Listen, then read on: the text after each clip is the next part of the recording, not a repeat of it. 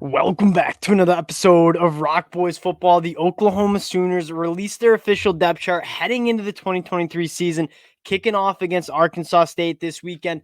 A few really big takeaways from this Oklahoma depth chart, but I'm going to start with a little bit more of a broad take on this Oklahoma team, and that is the competitiveness at a lot of position groups in the depth and the talent level. Like this depth chart shows what Brent Venables is doing at this program. I mean, through the transfer portal, through the 2023 high school recruiting class, this is a more talented depth chart that's a lot more deep. And you talk about getting to that top-notch college football program, kind of the Georgia Bulldogs right now being the gold standard. It starts with having competitive competitions across the board on a depth chart, and that's what you see right here. I mean, specifically on the defensive side of the ball, you have guys battling it out for spots on the defensive line that, I mean, 3-4 of those guys would be clear-cut starters at other Power 5 schools.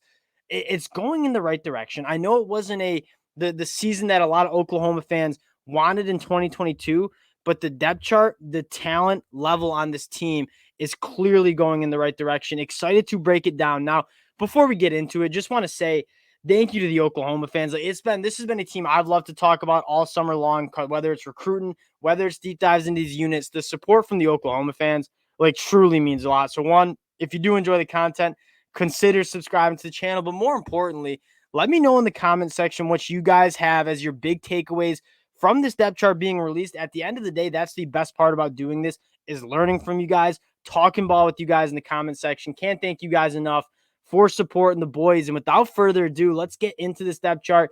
Starting on the offensive side of the ball, Dillon Gabriel as your quarterback one. No surprises there. I think Jackson Arnold is going to be pushing Dillon Gabriel. You talk about raising the level of Dillon Gabriel for having competition in the room. I think you're going to see that. And you're going to see Jackson Arnold play a decent amount. Again, he's the future of this program. You want to get him some good reps. You want to get him some confidence. I'm excited to see how this quarterback room shakes out, but Dillon Gabriel leading the way. No surprises there. At the running back spot, you can mark me down for quite surprised at how this depth chart shakes out. What they're telling us right here, I'm looking at my notes, 4 top running backs. I mean, they're comfortable playing Marcus Major, Tawee Walker, Javante Barnes, and Gavin Sawchuk. And if you guys have heard me all summer long, I've been banging the table for a guy like Javante Barnes. I think he's probably the best running back in this room. If you were to ask me who's going to be the leading rusher, I'm still going to go with Javante Barnes. What I love about this is Jeff Lebby in this Oklahoma offense, they want to run fast. They're going to run a lot of plays, and having a deep group of running backs who can tote the rock, and they're telling us we got 4 running backs. We're comfortable carrying the load. It's going to be massive. Keeping guys like Javante Barnes, Marcus Wager, Gavin Sawchuk, Tawee Walker fresh all game long, all season long, whether you're wearing defenses down with how many plays you're running. I really do like how this running back room shakes out, but I would be surprised if Javante Barnes isn't kind of the go-to guy, because I personally, from what I saw last year of him as a true freshman, that guy's a dude.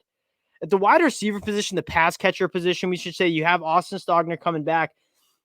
Not really any surprises. Like, if you've been reading the fall camp notes, Angelo Anthony, Jaleel Farouk, Drake Stoops going to be the guys, and there's no ors with those 3 guys. Those are the 3 guys who I think have emerged out of fall camp. That being said, I'm going to give you guys a few of the names that I'm keeping my eye on. Obviously, you guys know how I feel about Angelo Anthony. Angelo Anthony is my guy as a Michigan fan. Angelo Anthony can play, and he just wasn't really used the right way in that Michigan offense. We talked about it yesterday. I think Angelo Anthony is going to be a breakout guy. A couple other guys I keep my eyes on. Gavin Freeman apparently making some real noise during fall camp, and then the true freshman Jaquez Petaway. At the end of the day, you do have a question mark about who's going to be the guy at the wide receiver position, but you got 8, 9, 10 guys at the wide receiver room that really could emerge as being the pass catchers for this Oklahoma offense. So I'm just excited to see who kind of emerges out of that group. On the offensive line, this kind of gets back to what I've been saying about depth and competition on the offensive line. Walter Rouse at left tackle, Tyler Guyton at right tackle, a loaded interior offensive line. I mean, you're talking about Nate Anderson, Savion Byrd, Caleb Schaefer probably starts at a lot of other schools. He's going to be backing up McCade Medor. I think that's how you say it. It's a good group. Now, one thing, my biggest takeaway for the offensive line, true freshman Caden Green. I know Jacob Sexton's been kind of battling some injuries, but it sounds like they're really confident in Caden Green. And you talk about competition and depth on the offensive line. think Oklahoma, if you were to ask Bill Bedenbaugh the staff, I think they're comfortable with like maybe 8, 9, 10 guys that could play for Oklahoma. And that's really where you want to be to start your season. You're obviously not hoping for any injuries, but guys getting nicked up over the course, especially along the line of scrimmage, having guys that you feel comfortable with turning to is massive. And I think Oklahoma is in a really good spot there. Now, on the defensive side of the ball, this is where it gets fun. This is a unit that we've talked a lot about in terms of taking that step. And it starts with the defensive line. And this isn't like Brent Venables, this is a real depth chart, I think. I mean, with all the oars on the defensive line, there are almost 20 guys. I've never seen a depth chart that includes 20 guys on the defensive line with the amount of oars that you see starting on the inside. I mean, you take a look at the defensive tackle and the nose tackle spot. They're comfortable with all these oars playing. If we count it up real quick and make math, that's 10 guys on the inside of that defensive line. And you have all those oars telling us we're comfortable starting any of these guys.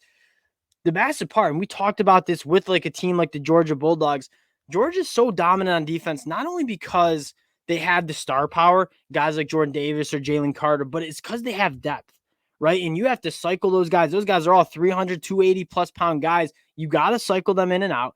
And you have 10 guys that you're comfortable with cycling on the inside of that defensive line. Talk about depth, talk about competition, talk about talent. Like that, like Brent Venables completely reshaped how this defensive line looks in terms of talent and depth. Then you go to the defensive end spot. I mean, Rondell Bothroyd, I think the clear-cut starter, really the only clear-cut starter on this defensive line. You guys know how I feel about Rondell Bothroyd. One of the most slept-on transfer portal additions across the country because he's coming from Wake Forest and went to Wake Forest. The national media, there's not much to talk about Wake Forest, but they do have some quality players. And Rondell Bothroyd might have been the best player on Wake Forest, the whole entire team last year. Rondell Bothroyd is going to be a guy. Then you have Mason Thomas and PJ Adebawore coming in as in your 3 deep. I love the idea of what this pass rush package could look like. If you can win on first and second down, force teams to 3rd and 7 plus, you maybe put Rondell Bothroyd on the inside. He can do that at 275 pounds. Tell PJ Adebawore, hey, you're fresh coming off the bench here. Pin your ears back. Go use that burst and bend and go get after the quarterback. Ethan Downs, Trace Ford, Reggie Grimes, Marcus Stripling. It is the amount of guys that can go and play at a high level for Oklahoma up front is massive. And I'm really excited to see not only how often they rotate these guys, but the different packages they do. Because when you take a look at if you win on first and second down and you're able to get teams in 3rd and long, like this pass rush could be absolutely elite. And that's something that I think a lot of Oklahoma fans wanted to see a little bit more of last year in terms of getting quarterbacks off their spot, creating negative plays, creating turnovers. I think you're going to see a lot more of that from this Oklahoma defense in 2023 because the personnel matches a little bit more what Brent Venables wants to do on the defensive side of the ball, where last year, like they had some guys, but they were still transitioning from that Alex Grinch defense. This is a group that I think matches a little bit more with what Brent Venables wants to do on the defensive side of the ball. At the linebacker spot, I really do, think that you're looking at probably one of the better linebacker duos in the country. I mean, Jaren Kanak was phenomenal as a true freshman. You guys all know what Danny Stutzman can do. Both these guys are athletic and they're physical and they can go sideline to sideline. They can stack and shed blocks. They can hold up in the run game. They pretty much check off all the boxes that you want. And a guy like Kip Lewis, I think you're really excited about. This is a good linebacker room. My biggest takeaway on the defensive side of the ball, like we knew that defensive line was deep. That's something we've talked about pretty much all off season long. Taking a look at the cheetah position and like hand up. Some of you guys yesterday told me, hey, I would look out because Deshaun McCullough might be getting beat out by Justin Harrington. And I'll say this, I've, as a Big Ten guy, seen Deshaun McCullough play at Indiana. That dude can play. And if you're telling me Justin Harrington beat out Deshaun McCullough, and you'll see Deshaun McCullough, don't get me wrong, you'll see him play. But if you're telling me that Justin Harrington beat out Deshaun McCullough, that is a dude we're talking about. So that cheetah position, you're feeling really, really good about what you're going to get. And then in the secondary room, I mean, Gentry Williams and Woody Washington kind of going with the Woody Washington, the redshirt senior, beating out Josiah Wagner. But what you're hearing is Josiah Wagner is going to be really, really good. Gentry Williams, love what he brings to the table. Take a look at this safety group. Again, you talk about competition and elevating the play of everybody in that room.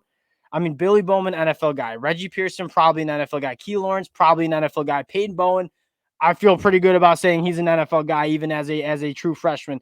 That's a loaded group that I'm interested to see what they do with that group, because I could see them kind of maybe moving Reggie Pearson into that cheetah role and maybe third and long, playing Peyton Bowen at that safety spot.